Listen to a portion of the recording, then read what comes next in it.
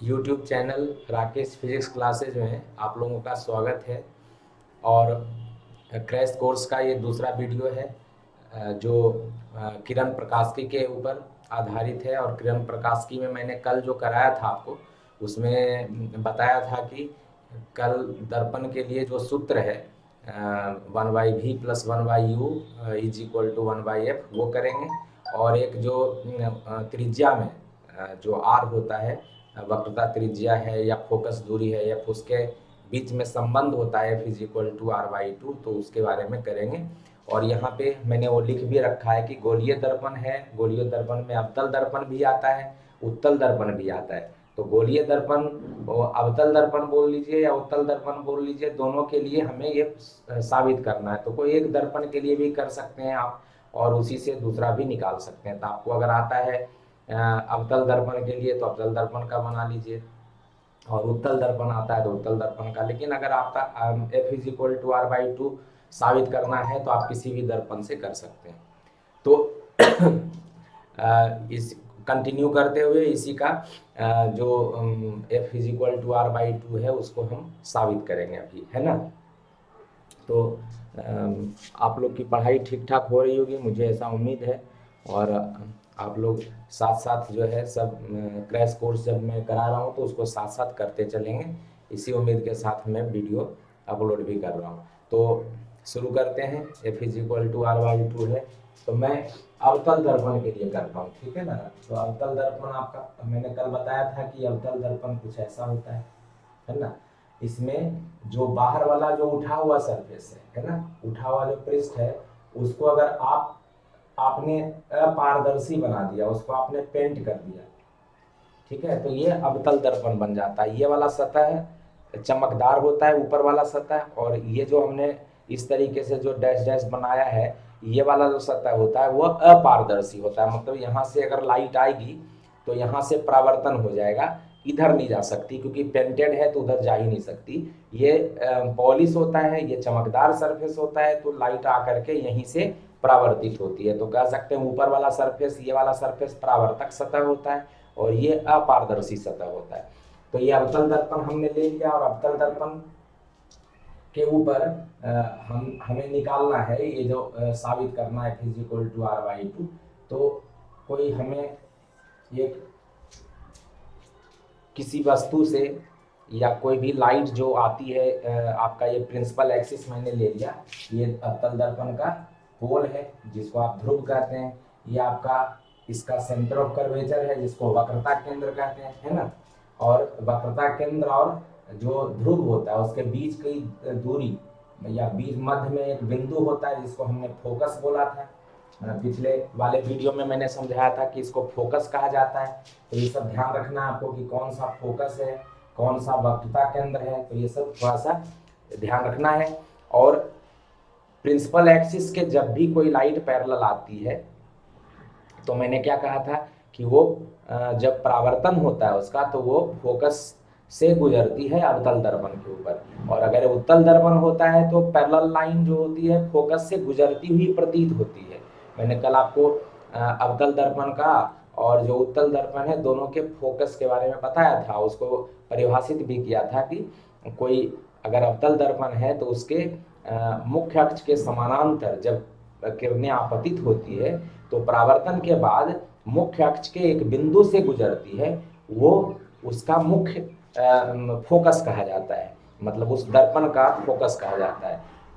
यही उत्तल दर्पण के केस में जब उत्तल दर्पण लेते हैं तो उत्तल दर्पण में मुख्य अक्ष के समानांतर जो किरणें होती है वो परावर्तन के बाद उसके एक बिंदु से गुजरती हुई प्रतीत होती है, वहां पे वास्तव में नहीं गुजरती। मतलब वो मैंने कहा था किरण जो है वहां से अपसारित हो जाती है, और उसको जब पीछे आप ले जाते हैं डाइवर्ज कर जाती है, और उसको जब पीछे लाते हैं तो एक बिंदु से जो पिछला वीडियो मैंने बताया था उसमें देखिएगा, तो मैंने कहा था उस बिंदु से आता हुआ दिखता है, प्रतीत होता है कि वहां जाके मिल रहा है, तो उसको हम कहते हैं आभासी फोकस भी बोला जाता है, आभासी वर्चुअल फोकस कहा जाता है। और इसी वजह से जो अवतल दर्पण है उसका फोकस ये वाला, क्योंकि इसमें किरणें वास्तव में मिलती हैं फोकस के ऊपर, तो इसको वास्तविक फोकस कहा जाता है अवतल दर्पण के फोकस को, और उत्तल दर्पण के फोकस को आभासी फोकस कहा जाता है, जो आपसे पूछ भी लेता है क्वेश्चन में कि किसका कौन सा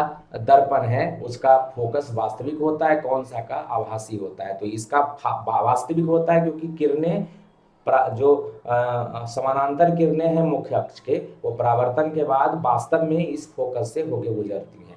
तो वही डायग्राम बनाएंगे कि मुख्य अक्ष के समानांतर मान लीजिए कोई किरणें आई ऐसे, है ना, मुख्य अक्ष के समानांतर एक किरणें आई, और मुख्य अक्ष के समानांतर किरण आएगी तो क्या होगा, परावर्तन के बाद इसके फोकस से गुजरेगी इस तरीके से, है ना।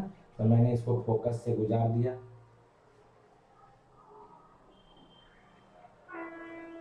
ठीक है। तो मुख्य अक्ष के समानांतर किरणें हैं, और ये जो आपका ये आपका है ना, तो ये फोकस से होकर गुजर रही है। तो किरण ऐसे आया जिसको आप कहते हैं आपतित किरण, और ये वाली किरण हो जाएगी परावर्तित किरण, है ना।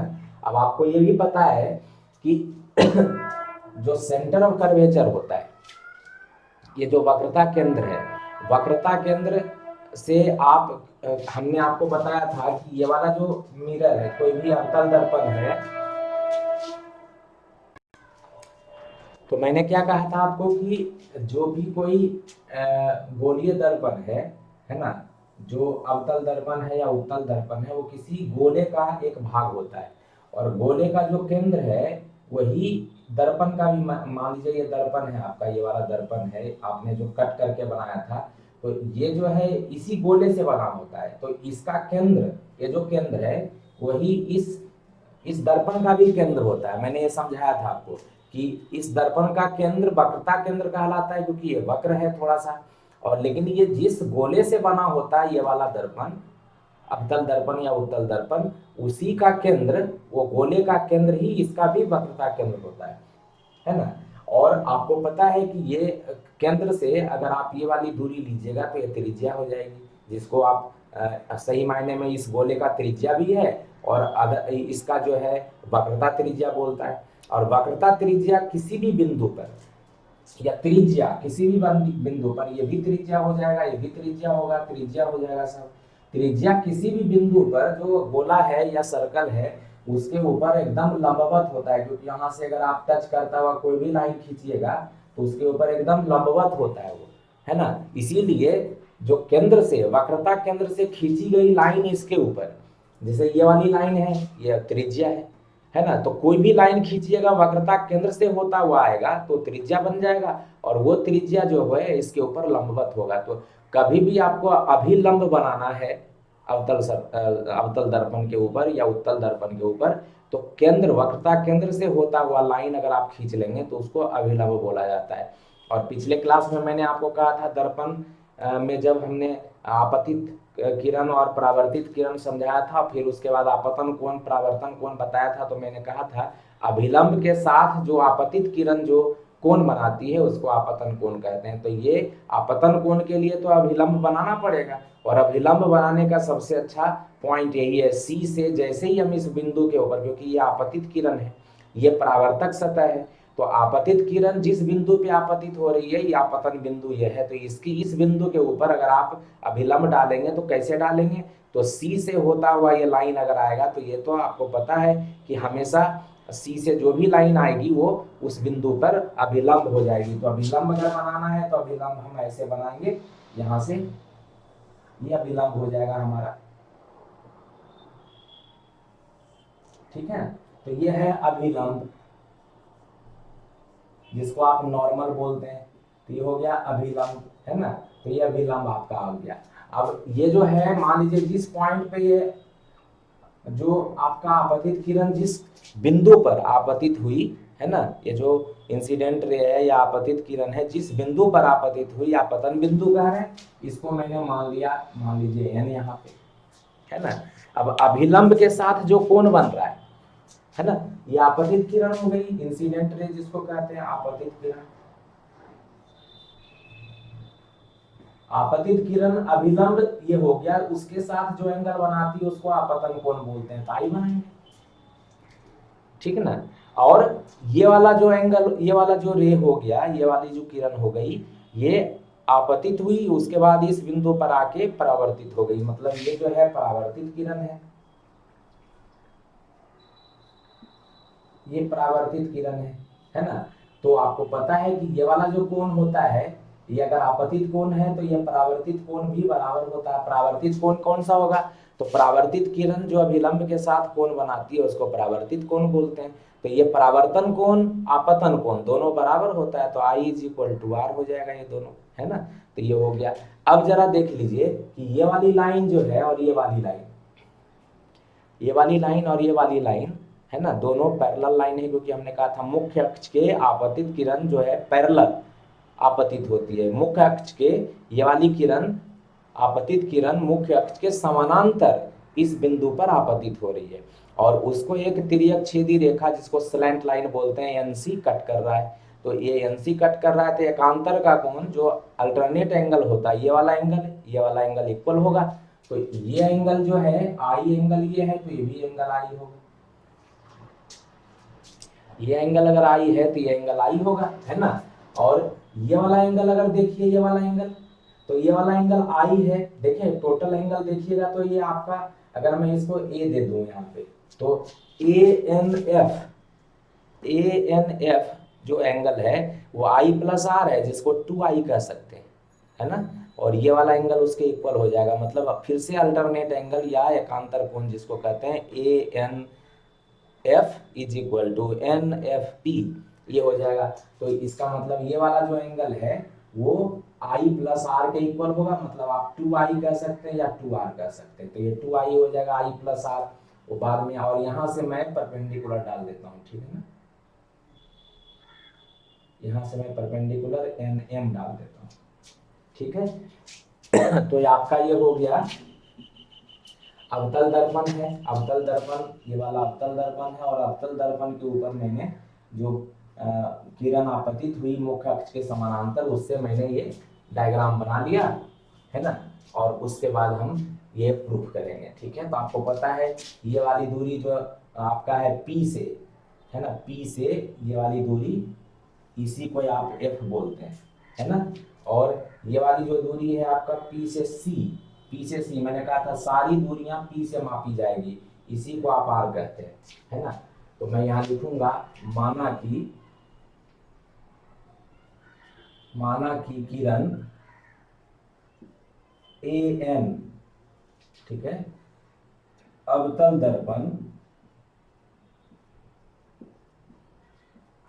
दर्पण के मुख्य अक्ष, कौन सा मुख्य अक्ष है, तो PC के समानांतर, ठीक है ना, बिंदु N पर आपतित होती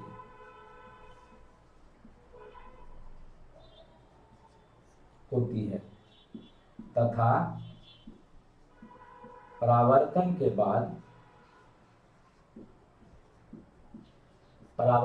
बाद बिंदु, फोकस बिंदु कह सकते हैं, परावर्तन के बाद मुख्य अक्ष के बिंदु फोकस, मुख्य फोकस भी बोल सकते हैं, या परावर्तन के बाद फोकस बिंदु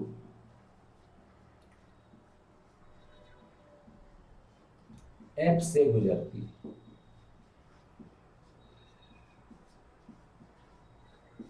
ठीक है।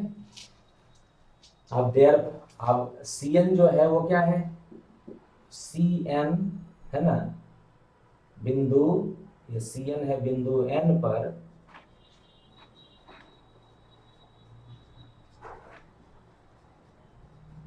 अभिलंब है, बिंदु N पर अभिलंब है, और अभिलंब है तो क्या करिएगा, ये वाला जो कोण होगा, देयरफॉर कोण कौन सा, ANC इज इक्वल टू आपतन कोण हो जाएगा I। आपको पता है आपतित किरण अभिलंब के साथ जो कोण बनाती है उसको आपतन कोण कहते हैं, और ये जो कोण होगा ये किसके इक्वल होगा, तो ANC, या पहले लिख लेते हैं एंगल एक और है आपका जो आर हो जाएगा, तो C N F, angle C N F is equal to angle R. आपतन कोण, ये हो गया आपतन कोण और ये हो गया परावर्तन कोण।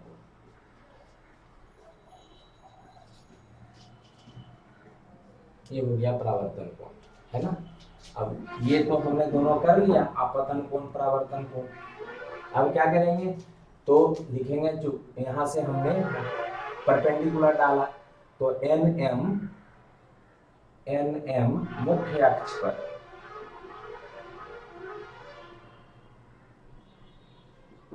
लंब डाला गया, लंब डाला गया, ठीक है ना। एन एम, ये वाला एन एम है, मुख्य अक्ष के ऊपर लंब डाला गया। फिर लिखेंगे चूंकि ए एन ये वाला लाइन और पी सी पैरेलल है ना, किसके, तो मुख्य अक्ष के पैरेलल है। तो आपको पता है इसका मतलब है कोण जो है आपका ए एन सी, ये वाला कोण, क्योंकि ये लाइन पैरेलल है और उसको ये वाला लाइन तिर्यक छेदी रेखा स्लैंट लाइन कट कर रहा है, तो ये वाला कोण एकांतर कोण होगा।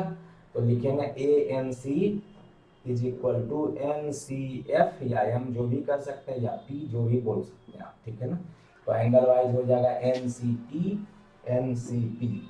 है ना, और ये हो जाएगा एंगल आई के बराबर, है ना, अल्टरनेट एंगल है, ठीक है। एंड एकांतर कोण बोल सकते हैं। उसी तरीके से आपका जो A N F, angle A N F बराबर ये हो जाएगा आई प्लस आर, है ना।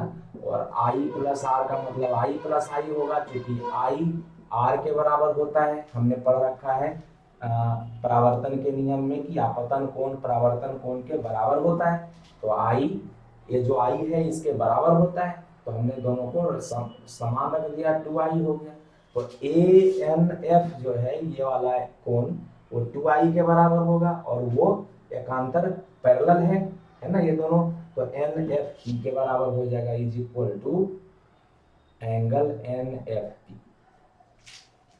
तो ए एन एफ ये जो है A N F is equal to N F P, ये वाला कोण 2i है, ये वाला भी कोण टोटल 2i है, ध्यान रखना है आपको, ठीक है ना। आई प्लस आर, आई आर जो होता है आई के इक्वल होता है, तो आई प्लस आई ही हो गया, ट्वाइस आई। और ये लाइन पैरेलल लाइन है, इसको ये तिर्यक छेदी रेखा काट रही है, तो ये जो है 2i, ये भी 2i है ना, स्लैंट लाइन कट कर रहा है पैरेलल में। अल्टरनेट एंगल या एकांतर कोण इक्वल होता है, तो ये हमने एंगल निकाल लिया, ठीक है। अब हमें निकालना है जो ज्योमेट्रिकली जो है हमने कर लिया। अब इसका यहां से ये जो आपको आ रहा है एंगल वाइज आई, है ना, इसको इसका tan लेना है, इसका tan और इसका tan। तो देखिए तो जरा क्या होगा, क्योंकि tan आई अगर लीजिएगा तो tan आई की वैल्यू क्या हो जाएगी, यहां से N M divided by C M, N M divided by C M, ये हो जाएगा। देख लीजिए tan आई की का वैल्यू, तो आई के सामने वाला परपेंडिकुलर हो गया एन एम, जिसको आप कहते हैं पी बटा बी। tan बराबर क्या होता है, लंब बटा आधार होता है, पी बटा बी। तो ठीक आई के सामने वाला एन एम लंब हो गया क्योंकि ये 90 डिग्री है ना, और सी एम आधार हो गया, तो ये हो गया tan आई बराबर एन एम बटा सी एम। और आपने पढ़ रखा है कि ये जो एंगल है, ठीक है ना, ये एंगल है अगर बहुत छोटा हो जाए तो ये वाला बिंदु है नजदीक आ जाएगा, और नजदीक होगा तो ये वाली बिंदु इधर चली जाएगी। दिख ही रहा आपको कि एन जैसे जैसे इधर आएगा, क्यों आएगा, क्योंकि आई जो कोण है वो बहुत छोटा है। कोण छोटा होगा तो ये वाला कोण इतना बड़ा नहीं होकर के छोटा होगा, मतलब इधर आएगा, इधर आएगा कोण और छोटा हो जाएगा, तो इसका मतलब एन जो है नजदीक आ जाएगा यहाँ, है ना, पी के पास आएगा, और वहां से लंब डालिएगा तो एम जो है पी के पास आ जाएगा। मतलब आप सीएम को सीपी लिख सकते हैं, है ना। तो यहाँ टाइम लिखेंगे सिंस आई जो होता है ना, आई बहुत छोटा कोण है, छोटा कोण है, ठीक है। देयरफॉर tan आई के बराबर हो जाएगा करीब करीब, है ना, tan आई के बराबर हो जाएगा। और आपका एन एम तो ठीक है, एन एम यहाँ पे एन आएगा तो एन एम जो है एन पी के बराबर हो जाएगा। ये एम जो होगा तो एन पी के बराबर, एन एम ये एन पी के बराबर हो जाएगा। और आपका सी एम सी पी के बराबर हो जाएगा, सी एम सी पी के बराबर। ठीक है। अब ये हो गया हमारा tan आई, तो यहाँ से क्या निकालिएगा, दैट एम्प्लाइज क्या हो गया, आई इज इक्वल टू क्या हो गया, I is equal to N M के जगह पे एन पी और सी एम के जगह पे सी पी। तो ये हो गया आपका एक। तो अब ये वाला एंगल लेते हैं, है ना, tan 2i, तो tan 2i is equal to क्या हो जाएगा, N M upon F M, N M upon F M. फिर से चूंकि आई बहुत छोटा कोण है,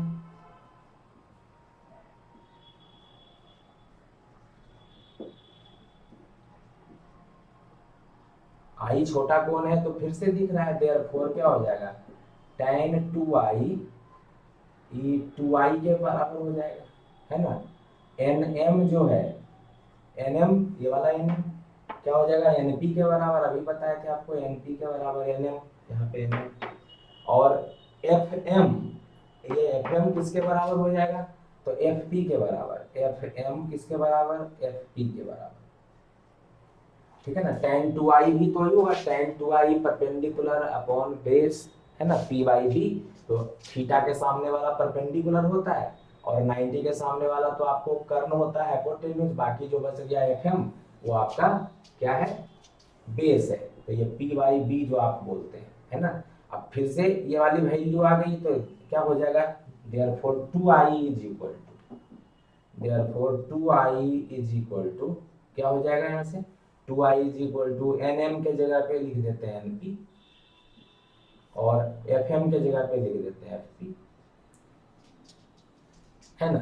अब 2i है, आई की वैल्यू देखिए कहाँ क्या है, वहां पे आई की वैल्यू हो गया, दैट इम्प्लाइज 2, आई की वैल्यू है एन पी अब बटा सी पी, है ना।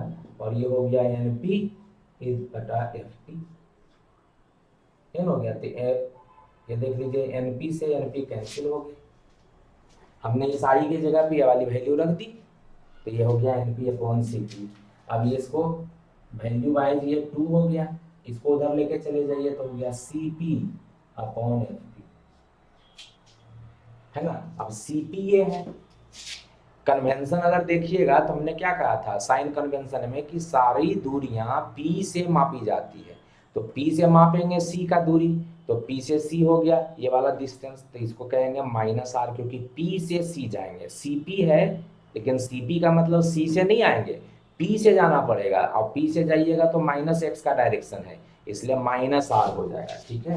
तो यहाँ लिखना पड़ेगा आपको क्या कि since P C is equal to या Cp is equal to, Cp जो है वो किसके इक्वल होगा, तो माइनस आर के इक्वल।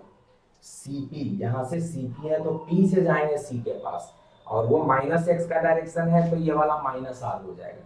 फिर Fp है, Fp P से माप के लेंगे, सारी दूरियां ध्रुव से मापी जाती है P से, तो P से आएंगे F के ऊपर, ये वाला जो दूरी है F है, ये भी माइनस एक्स की दिशा में, तो माइनस एफ। अब वैल्यू रख दीजिए, that implies 2 is equal to minus R बटा माइनस एफ, तो माइनस माइनस कट गया, ठीक है ना, है ना। और एफ को इधर कर दीजिए, 2 को इधर कर दीजिए, that implies F is equal to R by 2, ये प्रूफ हो गया, है ना। तो ये ध्यान रखना है कि कैसे हम प्रूफ करेंगे, तो कोई भी दर्पण लेकर के और उसका बस दिख रहा है आपतन कोण परावर्तन कोण लेकर के, और केवल ज्योमेट्रिकली आपको इस पे ध्यान रखना है, ये वाला जो लाइन है ना, ये अभिलंब है, यही ध्यान रखना है, ये लाइन जो है अभिलंब है, तो ये अभिलंब पे ध्यान रखना है कि अभिलंब है हमारा, सी से कभी भी आप कोई चीज खींचिएगा तो अभिलंब ही बनेगा, क्योंकि ये सी से जो भी लाइन होती है वो उसके ऊपर ये कह सकते हैं कि जो त्रिज्या है, वक्रता त्रिज्या है, वही होती है। और इस वजह से वो, और वक्रता त्रिज्या किसी भी सतह पे अगर वो गोलीय सतह है तो उसके लंबवत होता है। तो लंबवत होने का मतलब ही अभिलंब है। तो अभिलंब जब भी खींचना होता है तो सी से खींचिए तो बहुत अच्छी बात है ना। वो लंब अभिलंब होगा ही, अदरवाइज आप गेस करेंगे तो गलती हो जाएगी। तो ये है हमारा F is equal to R/2। अब इसके बाद दर्पण सूत्र करेंगे। तो अब हम लोग दर्पण सूत्र करेंगे 1/v plus 1/u is equal to 1/f, है ना। तो इसके लिए भी आपको एक कोई दर्पण लेना पड़ेगा और उससे उसका जो किरण आरेख है किसी भी वस्तु के लिए वो बनाना पड़ेगा। तो मैं एक अवतल दर्पण ही ले लेता हूँ फिर से, है ना। ये अवतल दर्पण है आपका।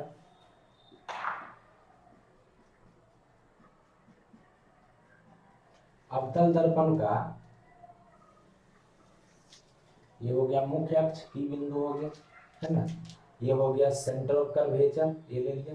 वक्रता केंद्र जिसको बोलते हैं, है ना। वक्रता केंद्र से कुछ दूरी पर स्थित, माने परे स्थित है एक वस्तु है, उसको मैं ए बी वस्तु ले लेता हूं, है ना। हमने एक वस्तु ले ली। अब वस्तु से क्या होगा, एक तो आपका जो किरण है वो समानांतर आएगा, है ना। एक किरण समानांतर आएगा, एक जो है वक्रता केंद्र से होकर भी आ सकता है। तो आपको पता है वक्रता केंद्र से होकर आने वाली किरणें, है ना, वक्रता केंद्र से होकर आने वाली किरणें अभिलंब की दिशा में होती है। और मैंने पिछले वीडियो में क्या बताया था कि अगर कोई भी किरण अभिलंब की दिशा में आती है, यदि कोई किरण अभिलंब की दिशा में आपतित होती है तो वो वापस उसी पर लौट जाती है। हमने ए बी एक वस्तु ले लिया, ए बी एक वस्तु ले लिया, है ना। इस पे हमने एक वस्तु लिया, कहाँ लिया, तो वक्रता केंद्र से परे लिया, बियॉन्ड लिया, ठीक है ना। वक्रता केंद्र से ज्यादा दूरी पर स्थित है। और ये वक्रता केंद्र से जो क्या कहते हैं परे अगर कोई वस्तु है ए बी, तो ए बी का प्रतिबिंब ये वाला जो दर्पण है कहाँ बनाएगा, तो वस्तु से किरण जो है इसके ऊपर आपतित होनी चाहिए। तो ये वस्तु ए बी लिया तो बी बिंदु से एक किरण वक्रता केंद्र से होती हुई आपतित होती है। वक्रता केंद्र से होकर आपतित होने वाली किरणें ये अभिलंब की दिशा होती है। आपको बताया था मैंने अभी थोड़ी देर पहले कि सी से अगर कोई भी लाइन खींच देंगे और वो दर्पण के ऊपर लाइन है तो वो अभिलंब होता है, और अभिलंब की दिशा इसका मतलब हो जाएगा। तो ये जो आपतित किरण है ये अभिलंब की दिशा में आएगी। और मैंने जब परावर्तन का नियम बताया था तो मैंने कहा था कि अभिलंब की दिशा में जो किरण आपतित होती है परावर्तन के बाद उसी दिशा में वापस लौट जाती है। तो यहाँ से परावर्तन के बाद वापस उसी दिशा में लौट जाएगी जब इस सतह से टकरा करके परावर्तित होगी। तो ये बताया। दूसरा क्या बताया था कि कोई भी समानांतर, मुख्य अक्ष के समानांतर जो किरणें होती हैं, मुख्य अक्ष के समानांतर किरणें अगर होती हैं तो परावर्तन के बाद जो मुख्य अक्ष होता है उसके मुख्य फोकस से होकर के गुजरती है। और मुख्य फोकस कौन सा होता है, तो सी और पी ध्रुव और वक्रता केंद्र के मध्य वाला बिंदु होता है। तभी तो आपने इसको आर बोला और इसको यहाँ से एफ बोला और कहा एफ कितना होता है, स्मॉल एफ कितना होता है, तो ये इस आर का हाफ होता है, 1/r/2 होता है, जो अभी आपने प्रूफ किया। मतलब इसका जो दोनों का जो मध्य बिंदु है ना, ये मध्य बिंदु ले सकते हैं और इस मध्य बिंदु से पास करेगा। तो मध्य बिंदु से पास करता हुआ ये लाइन हमने खींच दिया, है ना, मध्य बिंदु से पास करता हुआ लाइन ये, है ना। तो ये बिंदु है एफ। अब आपको दिख रहा है कि ये जो वस्तु है वो दोनों एक लाइन गया और ये परावर्तन के बाद ये लाइन ऐसे जा रही है किरण, और एक किरण ऐसे आ रही है जो वापस लौट रही है। तो इसका जो प्रतिबिंब बन रहा है वो यहाँ बन रहा है ना, ये प्रतिबिंब बन रहा है। और प्रतिबिंब कैसा बन रहा है, तो उल्टा बन रहा है, क्योंकि बी से जो किरण आ रही है कहाँ कट कर रही है, यहाँ पे, तो ये हो जाएगा बी डैश। ए से जो किरण आ रही है चल के ये वापस यहाँ पे ए डैश, इसका मतलब है ए देखिए, है ना, बी ऊपर था, बी अब नीचे हो गया, मतलब इसका उल्टा प्रतिबिंब बनता है। रियल प्रतिबिंब उल्टा होता है, मतलब वास्तविक प्रतिबिंब हमेशा उल्टा बनता है। तो ए डैश बी डैश इसका ए बी का कैसा प्रतिबिंब है, तो वास्तविक है, और वास्तविक प्रतिबिंब उल्टा होता है। तो दिख रहा है आपको ए डैश बी डैश, ए वस्तु ए बी का उल्टा प्रतिबिंब है ना। तो ये जो है आपका इस बिंदु के ऊपर मिल गया, मतलब ए बी वस्तु का प्रतिबिंब ए डैश बी डैश है। तो हमको इस चित्र की सहायता से दर्पण सूत्र को सत्यापित करना है। दर्पण सूत्र का व्यंजक 1/v + 1/u = 1/f को साबित करना है ना, या प्राप्त करना है, जो भी कह लीजिए। तो आपको पता है कि ये वस्तु अगर है तो वस्तु की दूरी p से मापेंगे। सब सारी दूरियां कहाँ से मापी जाती है, ध्रुव से मापी जाती है। तो ध्रुव से मापेंगे तो वस्तु की दूरी को u से संकेत किया जाता है ना। तो यहाँ पे चित्र में कह सकते हैं, या मैं लिख लेता हूँ कि चित्र में क्या है, तो ए बी एक वस्तु है ना। चित्र में क्या है, तो ए बी एक वस्तु है ना। कहाँ पे स्थित है, तो वस्तु जो वक्रता केंद्र सी से परे स्थित है।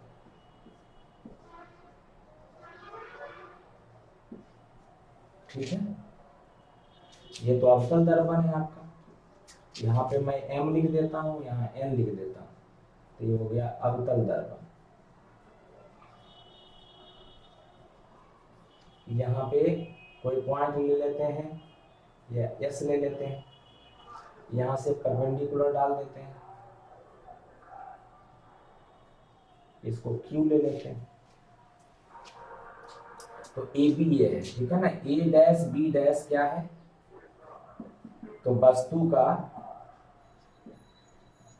वास्तविक एवं उल्टा प्रतिबिंब।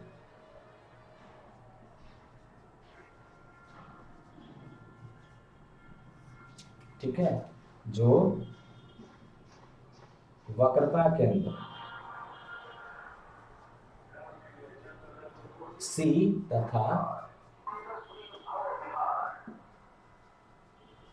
फोकस एफ के बीच स्थित है।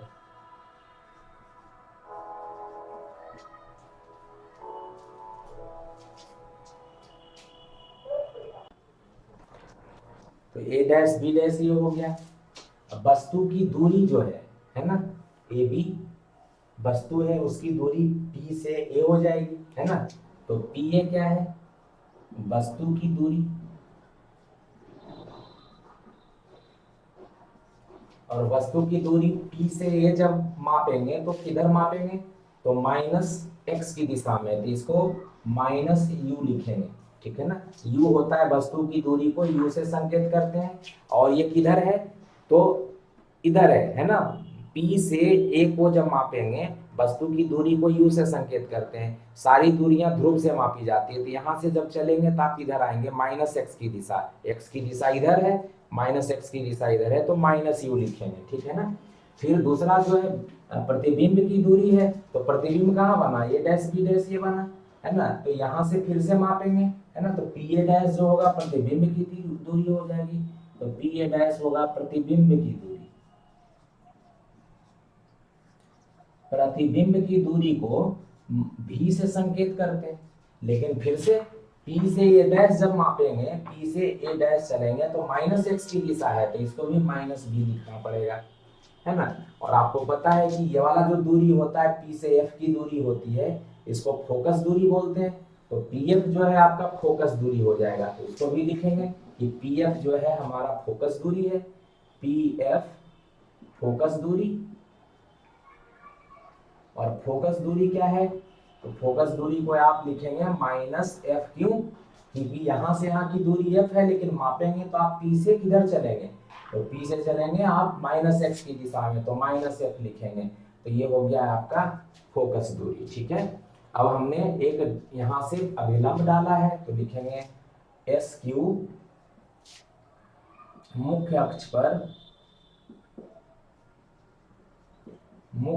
पर अभिलंब डाला गया है, मुख्य अक्ष पर अभिलंब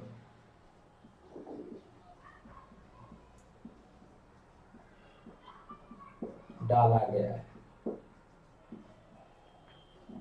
ठीक है, अब जो है क्या करेंगे, अभिलंब तो डाल दिया हमने यहाँ पे एस क्यू। अब मुझे ये सूत्र स्थापित करना है, तो सूत्र स्थापित करने के लिए आपको इसमें दो त्रिभुज लेना पड़ेगा, एक तो A B C, A dash B dash C. ठीक है ना, ये वाला त्रिभुज। तो देखिए त्रिभुज, देयरफॉर त्रिभुज किसमें, त्रिभुज या ट्रायंगल, आप त्रिभुज लिखिए तो ठीक है, अदरवाइज आप ऐसे भी लिख सकते हैं, देयरफॉर ट्रायंगल, ऐसे त्रिभुज ए बी सी तथा त्रिभुज ए डैश बी डैश सी। ठीक है ना, में ये दोनों जो है, ये त्रिभुज और ये त्रिभुज समरूप है, देख सकता है आपको, ये वाला कोण, ये वाला कोण आमने सामने का कोण है, वर्टिकल एंगल है, इक्वल होगा, है ना।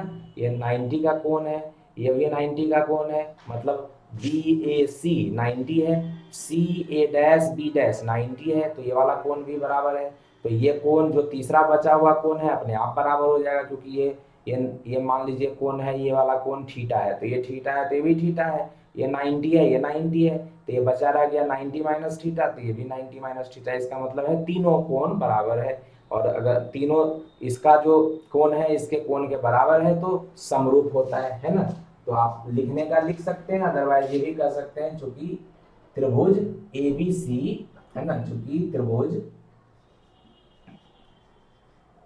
या कहिए तो लिख देता हूं मैं कि एंगल कौन सा भाई, तो A C B is equal to angle C A dash C B dash, है ना। और ये वर्टिकल अपोजिट है, आमने सामने का कोण है, angle B A C is equal to angle C A dash B dash. ठीक है ना, और ये एंगल अगर बराबर है तो एंगल ए बी सी तीसरा भी बराबर ही होगा, angle A dash B dash. ठीक है ना, देयरफॉर क्या है भाई, तो त्रिभुज ए बी सी तथा त्रिभुज ए डैश बी डैश सी समरूप, सिमिलर है। और समरूप होता है तो जो कोण होता है उसके सामने वाली भुजा का अनुपात बराबर होता है, तो इस कोण के सामने वाली भुजा है ए डैश बी डैश, इस कोण के सामने वाली भुजा है ए बी, है ना। तो लिख सकते हैं therefore A dash B dash divided by A B. देख लीजिए, इस कोण के सामने वाला ए डैश बी डैश, इस कोण के सामने वाला ए बी, इस कोण के सामने वाला ए सी, इस कोण के सामने वाला ए डैश सी। तो लिख सकते हैं इज इक्वल टू, इसमें इस कोण के, आपको पता है इस कोण को आपने ले लिया, इसके सामने तो ए डैश बी डैश हो गया, इसके सामने ए बी हो गया, है ना। और कहेंगे सर 90 वाला नहीं लिया, तो 90 वाले का जरूरत नहीं, क्योंकि 90 वाले के सामने ये है, ये आपको पता ही नहीं कि इसका लेंथ कितना होगा, तो ये हमको नहीं पता, तो 90 वाले के सामने नहीं लेंगे, तो ये गलत हो जाएगा। आप ये लीजिएगा और ये लीजिएगा तो सही होगा। इसके सामने वाला ए सी, इसको आप डिस्टेंस में मुख्य अक्ष के ऊपर माप सकते हैं, तो इसके सामने वाला ए सी और इसके सामने वाला ए डैश सी, तो A dash C divide by ए सी, ये इक्वेशन नंबर 1 हो जाएगा। ठीक ना, तो ये आप कर सकते हैं। अब दूसरा पे चलते हैं। एक त्रिभुज और आपको लेना है, कौन सा त्रिभुज, तो ये वाला ए डैश बी डैश एफ और एस क्यू एफ। ठीक है ना, तो त्रिभुज ए डैश बी डैश एफ ऐसे, और या ऐसे लिख सकते हैं, चूंकि एक में तो बता ही दिया, चूंकि ए डैश बी डैश एफ तथा त्रिभुज एफ एस क्यू समरूप है ना, समरूप है, देयरफॉर फिर से देख लीजिए, हमने कहा ए डैश बी डैश एफ, है ना, और एफ एस क्यू, मतलब ये वाला आमने सामने का कोण, ये 90 ये 90, तो ये वाला कोण इसके कोण के बराबर, तो इसके सामने हो गया ए डैश बी डैश, इसके सामने हो गया एस क्यू, तो लिख सकते हैं therefore A dash B dash बटा एस क्यू। ये वाला कोण के सामने हो गया ए डैश बी डैश, ये वाला कोण बराबर है इसके सामने हो गया एस क्यू।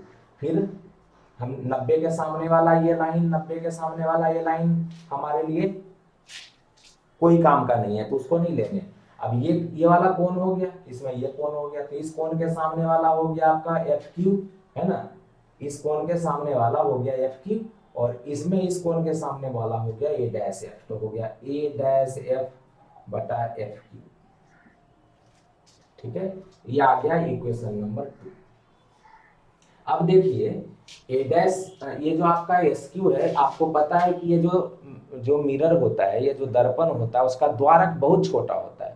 द्वारक का मतलब है अपर्चर, ये वाला जो यहाँ से यहाँ है, ये बहुत छोटा होता है, और छोटा होगा तो ये एस बिंदु बहुत नजदीक आएगा। नजदीक आने का मतलब क्यू बिंदु भी पी के पास चला जाएगा, तो एस क्यू तो आपको पता है वैसे ए बी के बराबर है। ये एस क्यू पैरेलल है ना, ये लाइन और ये लाइन पैरेलल लाइन है, तो ये दोनों लाइन अगर पैरेलल लाइन होगा तो दोनों पैरेलल लाइन के बीच की दूरी बराबर होती है, तो जो ए बी होगा वही एस क्यू होगा। ठीक है ना, तो लिख सकते हैं यहाँ पे, क्योंकि A B is equal to S Q, therefore A dash B dash बटा A B is equal to A dash F बटा एफ। तो ये तो हो गया इक्वेशन नंबर 3, है ना। अब जो है मेनली जो इक्वेशन नंबर 1 और 2 है, 3 है, यहाँ से देखिए, तो इसमें A dash B dash upon A B, A dash F बटा एफ क्यू और ए डैश सी बटा ए सी, तो ये दोनों तो बराबर है, इसका मतलब ये दोनों भी बराबर होगा, है ना। अब ये तो है, लेकिन पहले ये देखते हैं कि अगर द्वारक छोटा होगा तो क्या होगा, तो ये जो बिंदु है यहाँ चला जाएगा, मतलब एस क्यू जो है ना, ये एस पी के बराबर हो जाएगा, एस तो यहाँ आ जाएगा, तो एस क्यू एस पी के बराबर हो जाएगा, और ये क्यू पी पे चला जाएगा तो एफ क्यू एफ पी के बराबर हो जाएगा। तो ये ध्यान देना है, तो लिखेंगे चूंकि दर्पण का द्वारक या देयरफॉर ऐसे कर लीजिए, समीकरण 1 तथा 3 से पहले, उसके बाद करेंगे समीकरण 1 तथा 3 से। 1 तथा 3 से क्या होगा, ये दोनों तो बराबर है, तो ये भी बराबर होगा, तो लिखेंगे ए डैश सी बटा ए सी, ए डैश सी बटा ए सी बराबर, ये वाला लिख देंगे ए डैश एफ बटा एफ क्यू। दोनों में ये वाला बायां साइड बराबर है, तो दायां साइड वाला बराबर होगा। अब लिखेंगे चूंकि दर्पण का द्वारक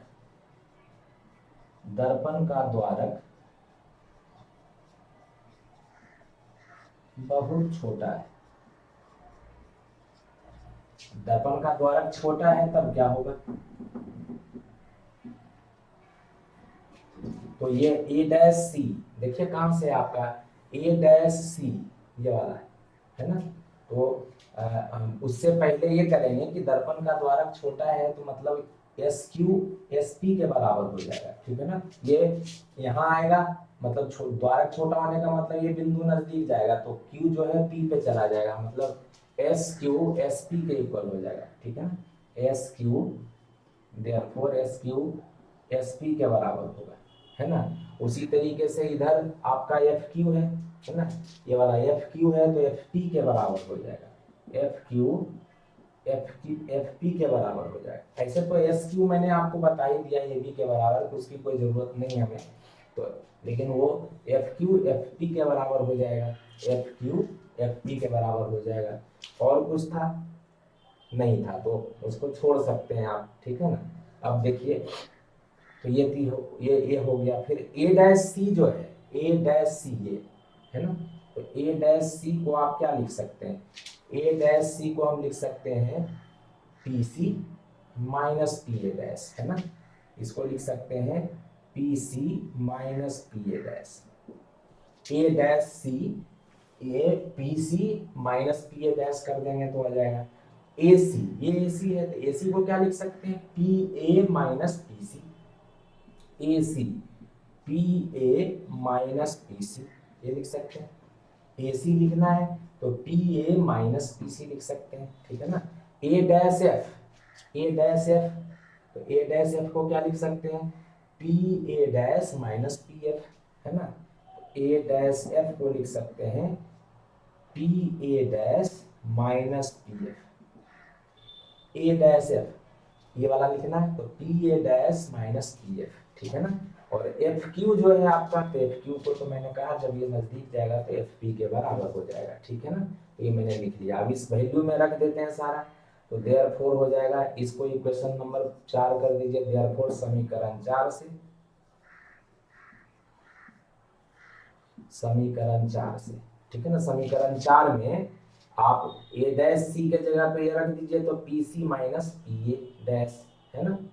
ये हो गया P C minus P A dash, A dash C के जगह पे रख दिया, बटा ए सी है P A minus P C, तो ये हो गया P A minus P C बराबर ए डैश एफ, ये है P A dash minus P A dash F है, तो हो गया P A dash minus P F, P A dash minus P F. और एफ क्यू ये वाला है एफ पी के बराबर, तो ये हो गया एफ पी के बराबर बटा एफ पी, ये हो गया।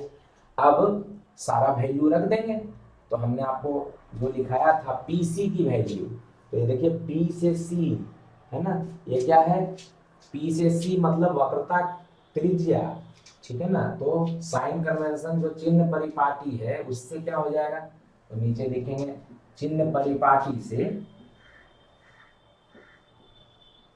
चिन्ह परिपाटी से क्या होगा, तो पीसी की वैल्यू क्या हो जाएगी, पी से सी को मापिएगा तो माइनस आर होगा, ठीक है ना। फिर पी ए डैश, पी से ए डैश को मापिएगा तो ये हो गया प्रतिबिंब की दूरी, तो पी ए डैश बराबर माइनस बी, क्योंकि पी से ए डैश आ रहे हैं। फिर पी से सारी दूरियां तो पी से ही मापते हैं, जैसे ही माइनस एक्स में आइएगा तो आपको माइनस लेना पड़ेगा, है ना। पी से ए चलिएगा, वस्तु की दूरी है माइनस यू, है ना। पी से सी चलिएगा, पी से सी चलिएगा तो ये आर है, माइनस आर हमने लिख ही दिया। पी ए डैश भी लिख ही दिया, है ना, माइनस भी। पी एफ कह रहा है तो पी एफ की वैल्यू यहाँ से पी से एफ की वैल्यू ये एफ होगा, ये भी आप बायां साइड चल रहे हैं माइनस एक्स की दिशा में, तो माइनस एफ, तो सारा कुछ हो गया, पी एफ पता चल ही गया। अब इसमें सारी वैल्यू को रख देंगे और रखेंगे तो वैल्यू हो जाएगा देयरफॉर, क्या हो जाएगा, पी सी के जगह पे वैल्यू रखिएगा तो minus R minus P A dash minus V, ठीक है ना, बटा माइनस माइनस भी बटा पी ए की वैल्यू माइनस यू, फिर माइनस पी सी की वैल्यू माइनस आर रख दिया, फिर पी ए डैश की वैल्यू माइनस भी, माइनस है तो माइनस, पी एफ की वैल्यू माइनस एफ, तो माइनस एफ रख दिया, है ना, बटा एफ पी की वैल्यू तो माइनस एफ रख दिया। सारा वैल्यू मैंने रख दिया। अब इसको सोल्व कर लेंगे तो आ जाएगा वैल्यू। अब ये देखिए माइनस माइनस प्लस हो गया, तो रख दीजिए माइनस आर प्लस भी बटा minus U plus R is equal to minus V plus F बटा माइनस एफ, ये वैल्यू आ गया। अब आपको इससे इसको सोल्व करना है, ठीक है ना। तो सोल्व करेंगे और सोल्व करेंगे तो ये वैल्यू इसको 1/v plus 1/u is equal to 1/f, इसको प्रूव कर देंगे, ठीक ना। अब देखिए तो क्या करेंगे इसमें, तो ये तो आगे आपका रिलेशन है, इसी से सॉल्व करना है। तो हमने यहाँ पे r की वैल्यू दिख रही है और आपको दर्पण सूत्र में 1/v plus 1/u is equal to 1/f दिखता है, इसमें तो r नहीं दिखता, तो इस r को हटाना पड़ेगा। और आपने अभी थोड़ी देर पहले प्रूफ किया है कि r की वैल्यू क्या होती है, तो 2f के बराबर होती है। आपने प्रूफ किया था f is equal to r/2, 2 उधर चला जाए तो r is equal to 2f होगा, इसको यहाँ पे रख देंगे और रखेंगे तो वैल्यू वाइज क्या आ जाएगा, ये यहाँ पे 2f की वैल्यू रख देते हैं तो हो जाएगा माइनस 2f प्लस v बटा minus u plus 2f is equal to minus v plus F बटा माइनस एफ। अब हमें वी यू एफ में केवल आ गया ये। अब ये सॉल्व वो कर देंगे, केवल कोना कोनी गुना कर दीजिए, है ना, क्रॉस मल्टीप्लिकेशन। तो हो जाएगा माइनस माइनस प्लस हो जाएगा 2f square minus plus minus V F, है ना।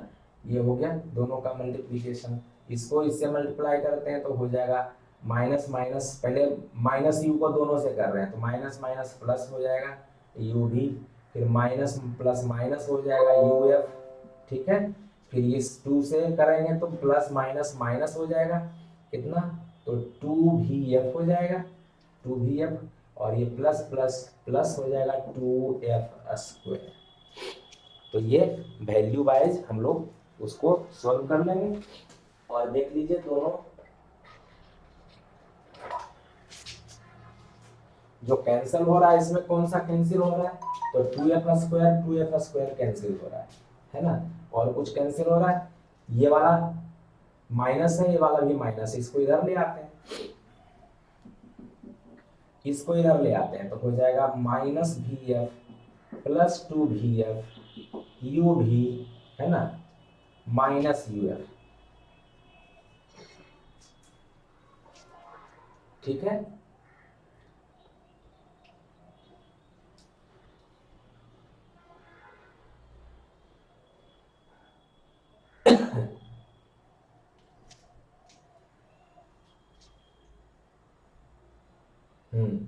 तो ये हो गया आपका वैल्यू वाइज। इसको मैं इधर लेके आ गया, है ना, तो ये हो गया क्या आपका वैल्यू वाइज हो गया इज इक्वल टू दो, इन दोनों में माइनस हो जाएगा तो वी एफ हो गया, ये हो गया यू भी, ये हो गया माइनस यू एफ, ठीक है। अब ये 3 टर्म आ रहा है, अब इसको आप अगर क्या करते हैं यू वी एफ से डिवाइड कर दीजिए, यू वी एफ देखते हैं, यू वी एफ सब में किसी में यू भी है तो एफ नहीं है, किसी में ये है तो यू वी एफ से सबको भाग दे देते हैं, है ना। तो यू वी एफ से भाग देने पर लिख देते हैं यू वी एफ से, ठीक है ना, भाग देने पर, तो यू वी एफ से भाग दीजिएगा तो हो जाएगा वी एफ बटा यू वी एफ, ये हो जाएगा यू वी बटा यू वी एफ, ये हो जाएगा यू एफ बटा यू वी एफ, ऐसे। तो दिख रहा है वी एफ से वी एफ कट जाएगा ऐसे, फिर यू वी से यू वी कट जाएगा, यू एफ से यू एफ कट जाएगा, तो क्या बच गया है, यहाँ बच गया 1/u is equal to 1/f minus 1/v, ये बच गया। इसको इधर लेके आ जाइए तो हो जाएगा 1/u प्लस 1/v, इसको इधर ले आए is equal to 1/f, proof हो गई, ठीक है। तो ये दर्पण सूत्र जो है वो इस बार इम्पोर्टेंट है आपका। 5 नंबर में तो नहीं, लेकिन हाँ अगर बहुत आसान पूछेगा तो 5 नंबर में पूछ सकता है, लेकिन 5 नंबर में नहीं पूछेगा, छोटे क्वेश्चन में पूछ सकता है, ठीक है। तो इसको भी आप लोग कर लीजिए तो बहुत अच्छी बात है, इसको दर्पण सूत्र को। अब इसके बाद हम करेंगे अपवर्तन का नियम, ठीक है। और अपवर्तन का नियम करने के बाद कुछ क्वेश्चन करेंगे जो ऑब्जेक्टिव टाइप का है, परावर्तन से और अपवर्तन से संबंधित। लेकिन इसमें दर्पण सूत्र में एक चीज और है, रेखीय आवर्धन, जो लीनियर मैग्निफिकेशन है उसकी बात कर लेंगे, तो वो पहले कर लेते हैं। रैखिक या रेखीय आवर्धन जिसको बोलते हैं, वो भी पूछा जाता है कि रेखीय आवर्धन क्या होती है, लीनियर मैग्निफिकेशन जिसको बोलते हैं, ठीक है ना। रेखीय आवर्धन या रैखिक आवर्धन भी बोला जाता है, आवर्धन लीनियर मैग्निफिकेशन,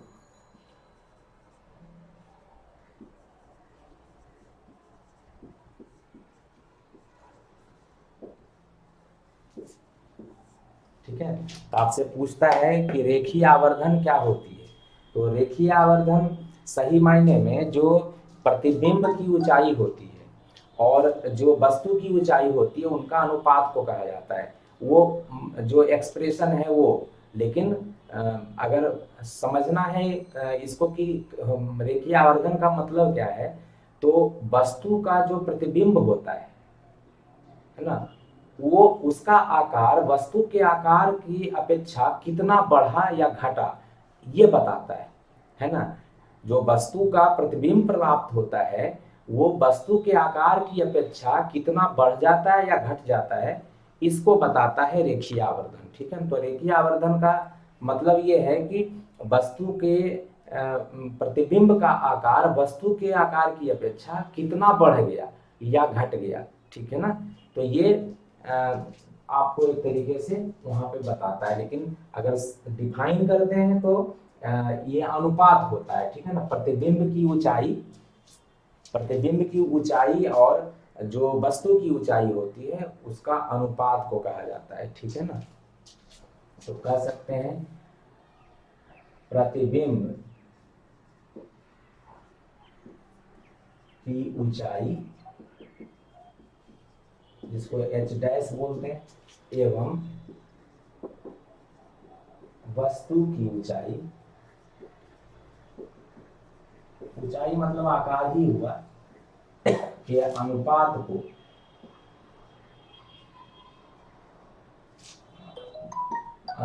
को रेखीय आवर्धन कहा जाता है।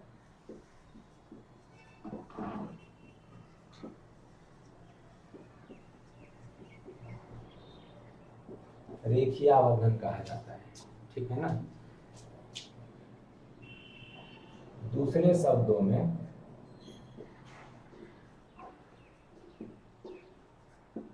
रेखीय आवर्धन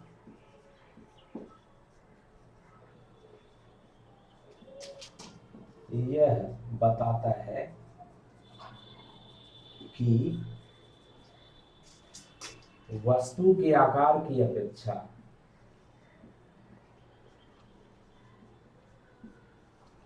वस्तु के आकार के संदर्भ में भी लिख सकते हैं या अपेक्षा भी लिख सकते हैं, वस्तु के आकार के सापेक्ष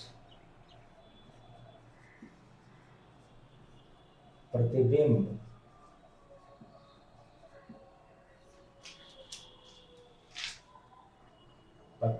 का आकार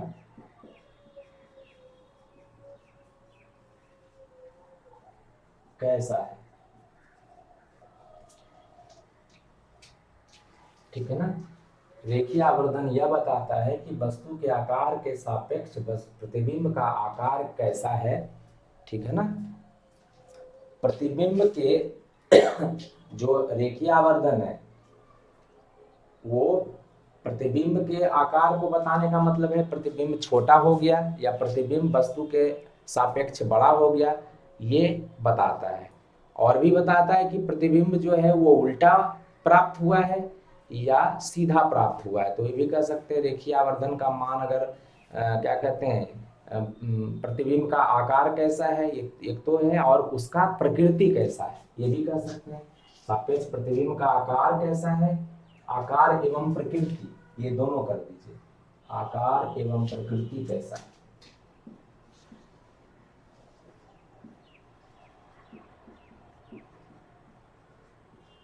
ठीक है ना, इसे m से संकेत किया जाता है, तो लीनियर यहाँ पे m दे दीजिए, रेखीय आवर्धन को m से संकेत किया जाता है। ठीक है ना, देयरफॉर जो दर्पण के लिए होता है, ठीक है ना, दर्पण के लिए, गोलीय दर्पण के लिए, m की value h dash by h, इसी को माइनस v बाई u बोलते हैं, माइनस v बाई u बोलते हैं। ठीक है ना, m का वैल्यू अगर नेगेटिव होता है, ठीक है ना, निगेटिव मतलब ऋणात्मक होता है, m का वैल्यू ऋणात्मक है तो प्रतिबिंब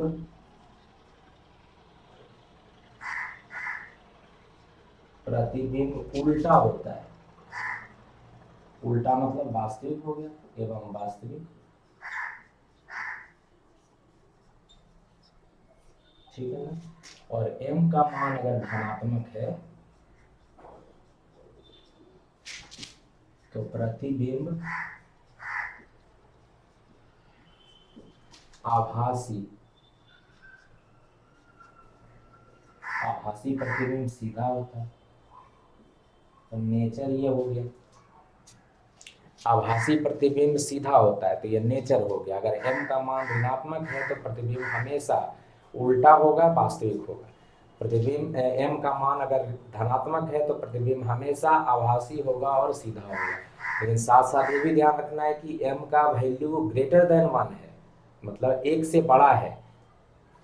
किसमें? संख्यात्मक मान, है ना। ऋणात्मक और धनात्मक तो बता दिया मैंने, लेकिन m का मान अगर 1 से बड़ा है तो प्रतिबिंब का आकार वस्तु से बड़ा होगा। m का मान 1 से छोटा है तो प्रतिबिंब का आकार वस्तु से छोटा होगा।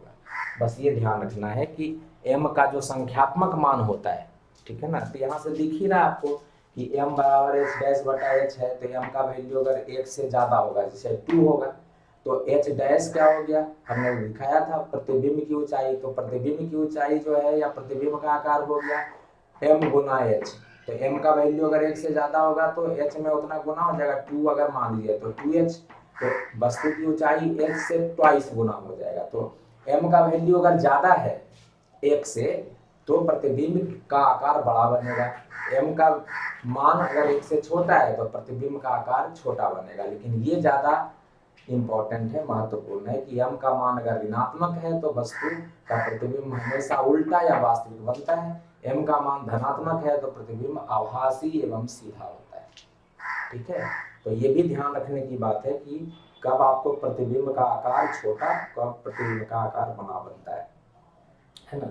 जो हमारा अवतल उत्तल दर्पण होता है, उत्तल दर्पण से आपको हमेशा आभासी प्रतिबिंब मिलता है, आभासी सीधा, मतलब उत्तल दर्पण के लिए m का मान हमेशा धनात्मक होता है। हाँ, हमेशा धनात्मक होता है। तो ये चीज ध्यान रखना है कि उत्तल दर्पण से उत्तल दर्पण जो होता है, उत्तल दर्पण से हमेशा आभासी एवं सीधा प्रतिबिंब मिलता है। ठीक है ना, सीधा प्रतिबिंब मिलता है। मतलब क्या हो गया, m की वैल्यू हमेशा धनात्मक होगी इससे, है ना। उत्तल दर्पण के लिए m का मान हमेशा धनात्मक आएगा, ये ध्यान रखना है आपको, ठीक है ना। और अवतल दर्पण से, अवतल दर्पण से दोनों तरह का होता है। और इससे एक तो हमेशा आभासी सीधा प्रतिबिंब भी मिलता है और हमेशा छोटा बनता है। ये भी यहाँ पे आभासी सीधा प्रतिबिंब मिलता है उत्तल दर्पण से और छोटा प्रतिबिंब होता है, ठीक है ना। सीधा, है ना, साथ ही छोटा प्रतिबिंब होता है। आभासी, सीधा एवं छोटा, ये भी लिख लीजिए, छोटा प्रतिबिंब। छोटा भी होता है प्रतिबिंब, और छोटा होगा तो m का मान धनात्मक भी होगा और m का मान 1 से छोटा भी होगा, ये भी होगा। अवतल दर्पण में, अवतल दर्पण में क्या होता है, तो अवतल दर्पण में दो तरह की बात होती है। एक तो इसमें उल्टा एवं वास्तविक प्रतिबिंब,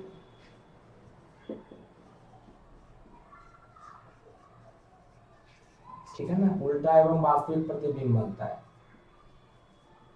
ठीक है। और दूसरा इसमें आभासी भी बनता है। आभासी प्रतिबिंब जो होता है, आभासी सीधा एवं बड़ा प्रतिबिंब बनता है अवतल दर्पण से, है ना। तो उल्टा प्रतिबिंब बनेगा तो m का मान ऋणात्मक हो जाएगा, m का मान ऋणात्मक होता है। लेकिन ये भी बात ध्यान रखना है कि उल्टा प्रतिबिंब जो बनता है ना, ये अवतल दर्पण के अंदर उसका मान वस्तु की अपेक्षा छोटा होता है, लेकिन एकाध स्थिति में बड़ी भी हो जाती है। जबकि आभासी प्रतिबिंब हमेशा एक ही स्थिति में बनता है, जब वो दर्पण के पीछे बनता है। और आप वस्तु को कहाँ रखते हैं, तो वस्तु के को अवतल दर्पण के फोकस और ध्रुव के बीच में जब रखा जाता है तो इसमें ध्यान रखना है वस्तु कहाँ रहता है, तो वस्तु रहता है F तथा P के बीच में, ये वाली स्थिति में, ठीक है ना। और प्रतिबिंब कहाँ बनता है अवतल दर्पण में, तो दर्पण के पीछे,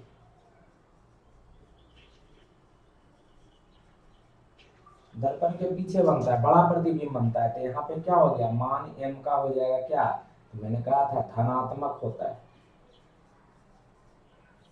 और यहाँ पे m का मान 1 से बड़ा हो जाएगा, ठीक। जैसे अवतल दर्पण है ना, यहाँ पे ये अवतल दर्पण जो है इस तरीके से है, और यहाँ पे ये इसका P है, ये फोकस है, तो आप यहाँ पे रखिएगा वस्तु को, है ना, तो इसका जो आभासी प्रतिबिंब है यहाँ बनता है, अब बड़ा बनता है, ऐसे बनता है, ये आभासी प्रतिबिंब, ये आपका AB है F और P के बीच में, तो A डैश B डैश ये बनता है, ये वाला जो बता रहे थे। लेकिन इसमें जो है आपको वस्तु जब अनंत पे होता है तो उसका बिंदु प्रतिबिंब बनता है, जैसे वस्तु नजदीक आते जाता है तो उसका उल्टा प्रतिबिंब बनता है, लेकिन जैसे जैसे वस्तु नजदीक आती है तो उसका जो प्रतिबिंब है वो बड़ा होते चला जाता है। सेंटर आपने पढ़ा है कि जो उसका जो वक्रता केंद्र है उसके ऊपर एकदम बराबर आकार का प्रतिबिंब बनता है, लेकिन जो C से और F के बीच में जैसे ही जाएंगे तो उसका बड़ा प्रतिबिंब बनता है। तो यहाँ दोनों तरह का प्रतिबिंब बनता है, बड़ा भी बनता है छोटा भी बनता है, लेकिन वास्तविक जब तक बनेगा तब तक ये ऋणात्मक होगा। तो उल्टा एवं वास्तविक प्रतिबिंब बनता है सारी स्थितियों में, है ना, कहीं बड़ा बनता है कहीं छोटा बनता है, लेकिन यहाँ पे एक ही स्थिति है जिसमें आभासी बनता है अवतल दर्पण से, एक ही स्थिति में, और वो स्थिति ये है जब वस्तु को पोल, ध्रुव और फोकस के बीच में रखा जाता है ना।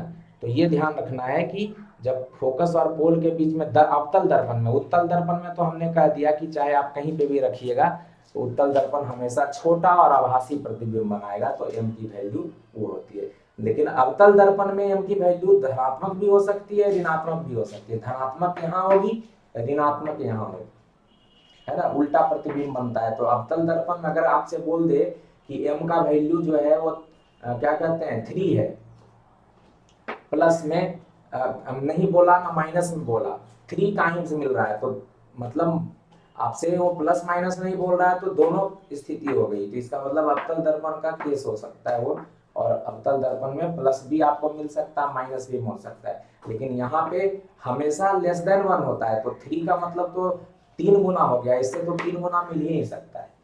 तो ये ध्यान रखना है जब भी निकालते समय, वो आगे क्वेश्चन एक आध कराएंगे तो उसमें हम बताएंगे आपको, लेकिन इसके बाद वाले जो वीडियो है उसमें थोड़ा सा आपको अपवर्तन का नियम कराएंगे और रिफ्रैक्टिव इंडेक्स वो सब जो परावर्तनांक है या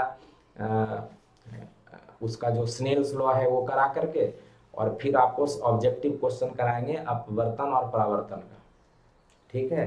तो अगले वीडियो में आपका अपवर्तन के बाद क्वेश्चन करेंगे बहुत सारा, ठीक है। फिर मिलते हैं तो अगले वीडियो में।